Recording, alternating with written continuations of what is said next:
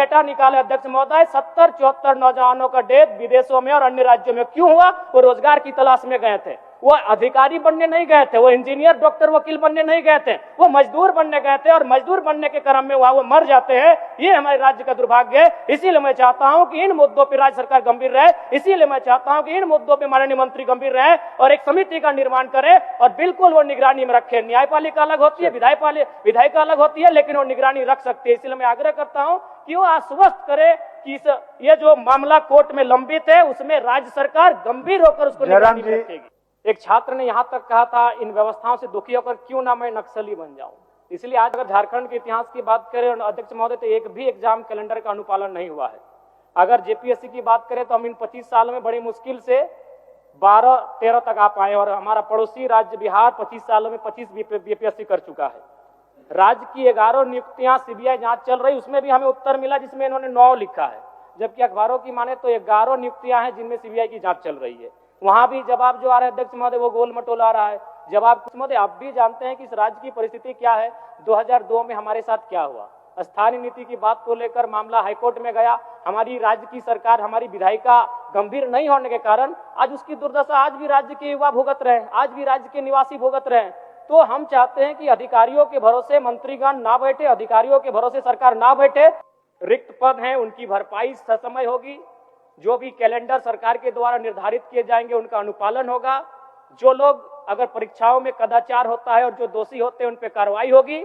और साथ ही साथ जो 75% निजी कंपनियों में भी आरक्षण का मसला है उस पर सरकार गंभीरता पूर्वक निगरानी करते हुए उसमें हमारी जीत कैसे हो और 2002 में हमारे साथ जो हुआ है वो घटना, वो पुनरावृत्ति दोबारा दोहराई ना जाए। ये एक महीना में मेरे विधानसभा से लगभग 15-16 नौजवान विदेशों से, प्रदेशों से डेथ होकर आए हैं और विजय कुमार उनकी तो डेथ बॉडी आज भी नहीं है, क्योंकि ये विधानसभा का प्रोटोकॉल नहीं है वीडियो ऑडियो को दिखाना।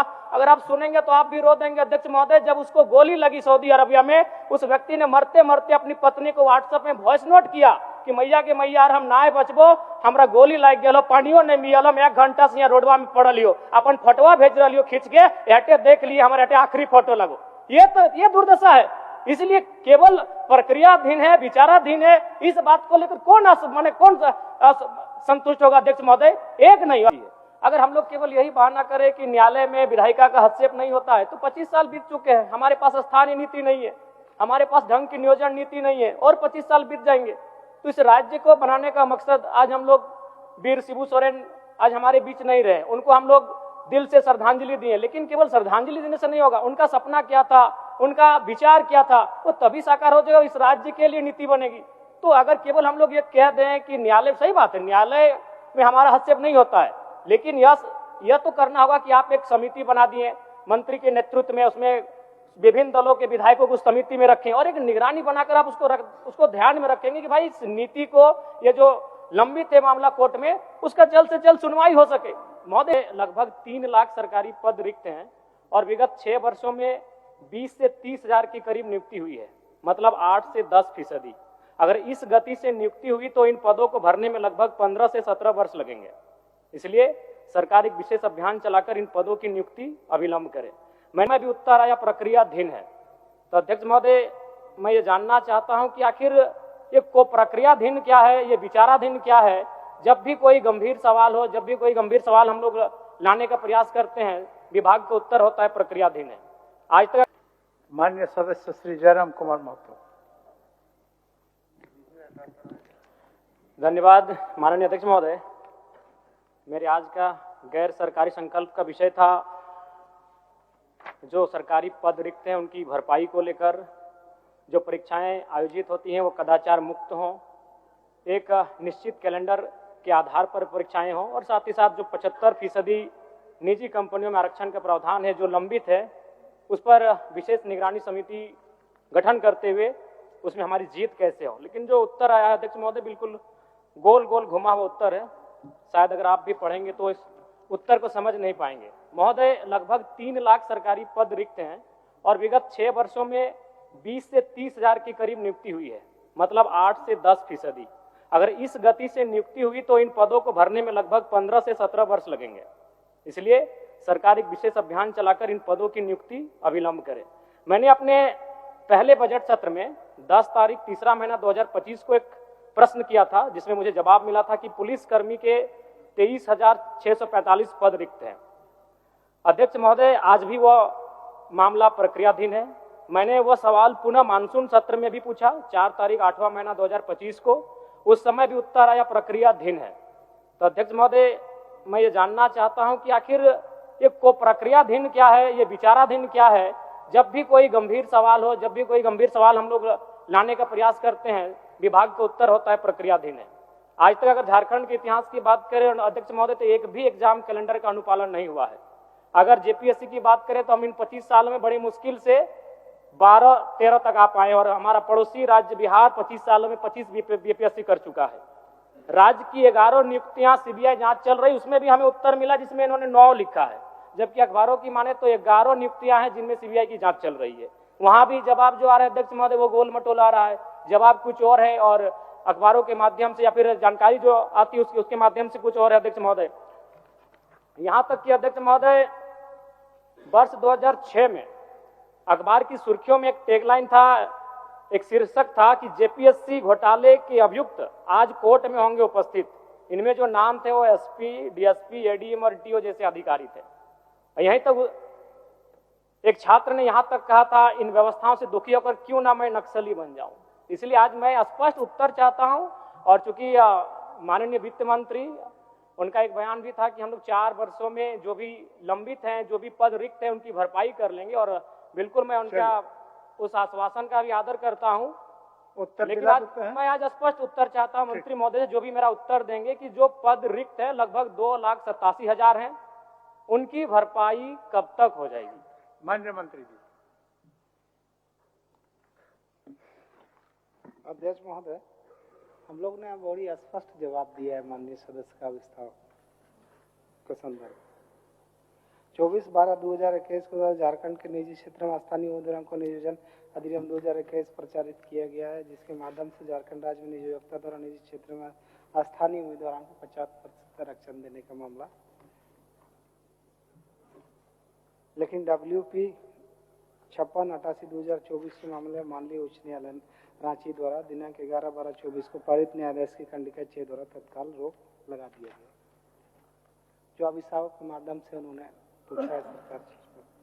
और वित्त विभाग के पत्रांक के द्वारा 4/12/25 द्वारा वित्त विभाग के COBT पोर्टल के उपलब्ध ये फाइनेंशियल 25-26 के अनुसार वर्तमान राज्य में अधिकारी कर्मचारियों का नामांकित कुल संख्या 3,49,406 तथा उसके विरुद्ध कार्यरत बल कुल 188,520 संसूचित है। जितना वो आंकड़ा बता रहे हैं माननीय अध्यक्ष महोदय, उससे कम है। हाँ, रिक्तियां हैं, इस बात को हम लोग स्वीकार करते हैं। राज्य में सरकारी नियुक्तियों के विरुद्ध 9 नियुक्तियों में सीबीआई जांच चल रही है, जैसे इन्होंने लगाया कि 11 नियुक्तियों में। तो इस तरीके से राज्य सरकार, और एक मामला इन्होंने उठाया कि विधायकों की समिति बने, उसके कम से कम 5 विधायकों की समिति बनाई जाए जो इन गंभीर विषयों पर निगरानी रखे, इनका मामला था। लेकिन राज्य सरकार के पास में सरकारी रिक्त पदों को लेकर के इस तरह का कोई मसला अभी लंबित नहीं है, ये बात को भी हम लोग ने स्पष्ट कर दिया। और सरकार पारदर्शिता से सभी रिक्तियों पर नियुक्तियां करा रही है और नियुक्तियां बांट भी रही है। अभी हाल के दिनों में भी 10,000 के लगभग नियुक्तियों के लिए बांटा गया, और भी प्रक्रियाधीन अभी CGL वाला भी परीक्षा प्रकाशित करने का कोर्ट ने निर्देशित किया, उसमें भी बहुत लोगों को होगा।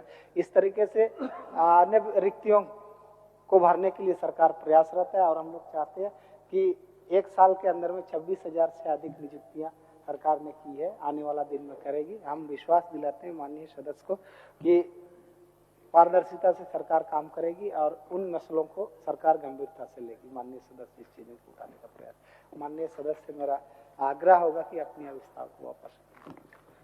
अध्यक्ष महोदय, मंत्री महोदय ने भी केवल जो विभाग से उनको उत्तर मिला उसे पढ़ के सुना दिया। अगर आप कहें तो हम भी पढ़ के सुना सकते हैं कि 11 कौन सी नियुक्तियां हैं जिनमें जांच हो रही है, जांच एजेंसियों की निगरानी में है। वो उत्तर उनको लिख के दिया गया है 9, वो भी बोल रहे हैं 9। और ठीक है, उन्होंने कहा कि 1 वर्षों में जो 25 से 30,000 की नियुक्तियां का जो मामला है वो आश्वासन दें कि उनकी भरपाई 1 वर्षों में हो जाएगी। वो कहें कि वो आश्वासन दे रहे हैं कि 1 वर्ष में, यानी आज की तारीख से ठीक आज की तारीख तक 25 से 30 हजार पदों की भरपाई होगी। मंत्री महोदय आश्वासन दें। माननीय मंत्री जी। नहीं, हमने कहा कि विगत से अभी तक 1 साल के अंदर में 26,000 के लगभग नियुक्ति हो गई है, चाहे सरकारी या गैर सरकारी क्षेत्रों में। मैंने ये कहा है, और अन्य रिक्तियों पर भी गंभीरता से सरकार नियुक्तियां करेगी, हर प्रक्रिया इसको पारदर्शिता से करेगी, यही मैं बताना चाह रहा हूं। अध्यक्ष महोदय, नहीं, सवाल अभी खत्म नहीं हुआ अध्यक्ष महोदय। मेरा इसमें और एक था कि राज्य सरकार ने 2022 में एक जो नियम निर्धारण किया था कि निजी क्षेत्रों में भी 75% आरक्षण की व्यवस्था की जाएगी, और लगभग 2 सालों तक वो व्यवस्था रही। फिर 2024 में दिसंबर के महीने में हाईकोर्ट का एक सुनवाई होती है हाईकोर्ट के माध्यम से, और उस नियम पर रोक लगा दिया जाता है। तो मेरा कहना यह है कि आज लगभग साल भर बीत जाएंगे, दिसंबर का महीना है, हम लोग दिसंबर के महीने में फिर आ चुके हैं, 1 साल होने को है। तो सरकार कितनी गंभीर है? बार बार तो कह रहे हैं मंत्री महोदय की सरकार गंभीर है, सरकार गंभीर है। तो सरकार कितनी गंभीर है कि 1 वर्ष होने के बाद भी उस पर हमारी कोई पहल नहीं? अध्यक्ष महोदय, आप भी जानते हैं कि इस राज्य की परिस्थिति क्या है।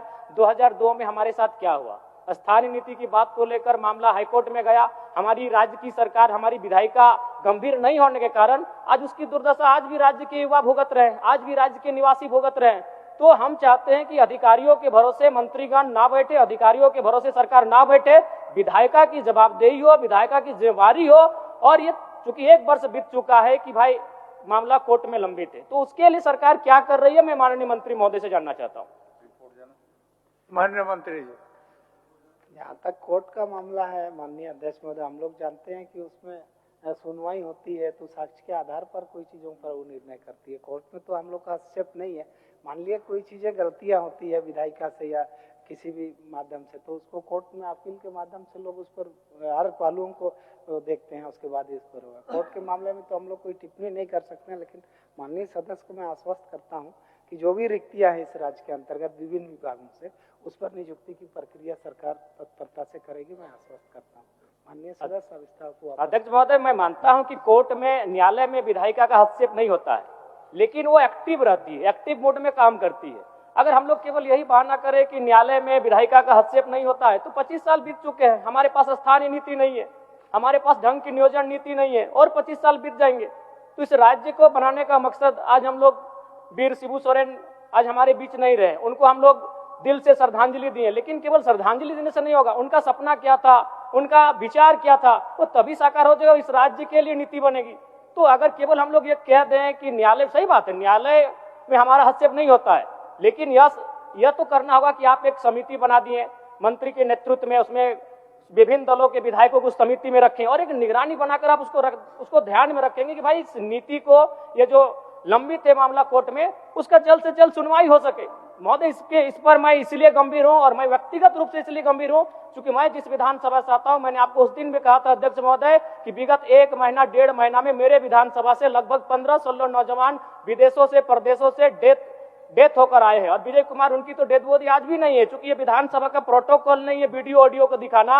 अगर आप सुनेंगे तो आप भी रो देंगे अध्यक्ष महोदय। जब उसको गोली लगी सऊदी अरबिया में, उस व्यक्ति ने मरते मरते अपनी पत्नी को व्हाट्सएप में वॉइस नोट किया कि मैया के मैया हम नाय बचबो, हमरा गोली लग गया, पानियो नहीं मिलल, हम 1 घंटा से यहाँ रोडवा में पड़ल लियो, अपन फोटोआ भेज रही खींच के, एटे देख लिए हमारे एटे आखिरी फोटो लगो। ये दुर्दशा है। इसलिए केवल प्रक्रियाधीन है, विचाराधीन है, इस बात को लेकर कौन संतुष्ट होगा अध्यक्ष महोदय? एक नहीं। और अगर मैं भगोदर को जोड़ लूं, बिशुनगढ़ को जोड़ लूं, बरकट्ठा को जोड़ लूं, पीरटाड़ को जोड़ लूं, टुंडी तोपचाची को जोड़ लूं, अगर गोमिया को जोड़ लूं, तो लगभग मैंने डेटा निकाले अध्यक्ष महोदय, 70-74 नौजवानों का डेथ विदेशों में और अन्य राज्यों में क्यों हुआ? वो रोजगार की तलाश में गए थे, वो अधिकारी बनने नहीं गए थे, वो इंजीनियर, डॉक्टर, वकील बनने नहीं गए थे, वो मजदूर बनने गए थे, और मजदूर बनने के क्रम में वो मर जाते हैं। ये हमारे राज्य का दुर्भाग्य है। इसीलिए मैं चाहता हूं कि इन मुद्दों पर राज्य सरकार गंभीर रहे, इसीलिए मैं चाहता हूं कि इन मुद्दों पर माननीय मंत्री गंभीर रहे और एक समिति का निर्माण करे और बिल्कुल वो निगरानी में रखे। न्यायपालिका अलग होती है, विधायिका अलग होती है, लेकिन वो निगरानी रख सकती है। इसलिए मैं आग्रह करता हूं कि वो आश्वस्त करे कि ये जो मामला कोर्ट में लंबित है, उसमें राज्य सरकार गंभीर होकर उसको निगरानी में रखेगी। जयराम जी, इसी सुझाव के साथ अपना अभिस्ताव वापस लिए। तो आप जो सुझाव दिए माननीय मंत्री जी को, वो तो ग्रहण किए। इसी के साथ माननीय मंत्री जी कह दे अपने मुझ पुनः एक बार आश्वासन। अच्छा, एक बार बोल दीजिए माननीय मंत्री जी, अध्यक्ष महोदय, एक बार बोल दीजिए। माननीय सदस्य ने जिन सूचनाओं को सदन के सामने अविस्ताव के माध्यम से रखा है, सरकार ग्रहण करती है और इस पर आने वाला दिन में निश्चित कार्रवाई। ठीक है ठीक है अध्यक्ष महोदय, मैं इस विश्वास के साथ कि जितने भी रिक्त पद हैं उनकी भरपाई ससमय होगी, जो भी कैलेंडर सरकार के द्वारा निर्धारित किए जाएंगे उनका अनुपालन होगा, जो लोग अगर परीक्षाओं में कदाचार होता है और जो दोषी होते हैं उन पर कार्रवाई होगी, और साथ ही साथ जो 75% निजी कंपनियों में भी आरक्षण का मसला है उस पर सरकार गंभीरता पूर्वक निगरानी करते हुए उसमें हमारी जीत कैसे हो और 2002 में हमारे साथ जो हुआ है वो घटना, वो पुनरावृत्ति दोबारा दोहराई ना जाए, ये कार्य सरकार करेगी। मैं इसी विश्वास के साथ, इसी उम्मीद के साथ अपने अभिस्ताव प्रस्ताव को वापस लेता हूं। धन्यवाद।